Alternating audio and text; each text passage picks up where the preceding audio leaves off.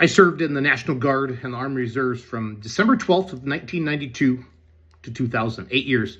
Never did any tours of duty. I wasn't a badass. I was a 51 Bravo, a carpentry masonry specialist. But I joined the Army because my junior year in high school, I took the ASVAB. I did really well on it. And this recruiter came to school.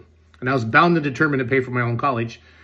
He's like, we'll give you a $5,000 sign-on bonus, I think, or something like that at the time. I don't remember. I was like, ooh, wow, let's go. And I joined. I signed the papers December 12th of 1992. Mom and Dad had to sign a waiver because I was under 18 to do split option. Split option was I went to basic training between my junior year and senior year in high school. So imagine little 17-year-old Jason Schultz jumping on a plane for the first time ever. I flew from Milwaukee, Wisconsin, down to St. Louis, and then they bussed us over to Fort Leonard Wood, Missouri. And the first couple days are reception, and you think you're at basic training until one day they throw you on a cattle truck. And oh boy, I think that's when I truly learned the proper use the proper use of the F word. Yes, the naughty 4-letter word that everybody says nowadays that I am not saying anymore because I cuss too much. Anyway, amazing experience. We ran every day. I came home in really good shape to football my senior year. And then I did AIT, which is my training for my 51 Bravo carpentry masonry specialist, the next summer between my senior year in high school and my freshman year in college. And then we did a lot of annual trainings. We did some stuff, I think, down in Florida.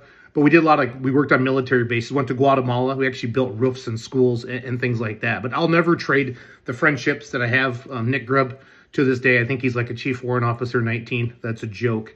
But he's like a 3 or a 4. He's a big deal. He lives in Richland Center still. I still bump into my Army buddies every now and then. So I love America. I love what it stands for. I love the freedom.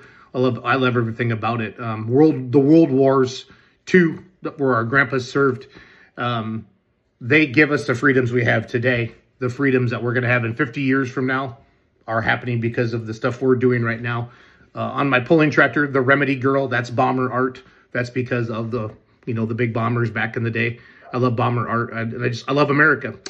And I just wanted to share my story because, once a year you're like, yeah, I did that. And yeah, I cried at basic training when we graduated and they played the national anthem. And I still, to this day, but typically I'm holding a camera for Full Pull Live and I'm looking for the cool shot to show everybody at home. So I love all of you.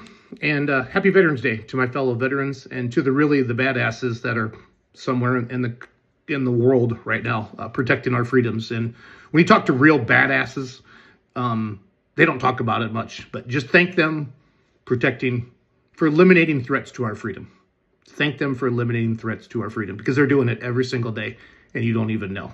So, yeah, bye.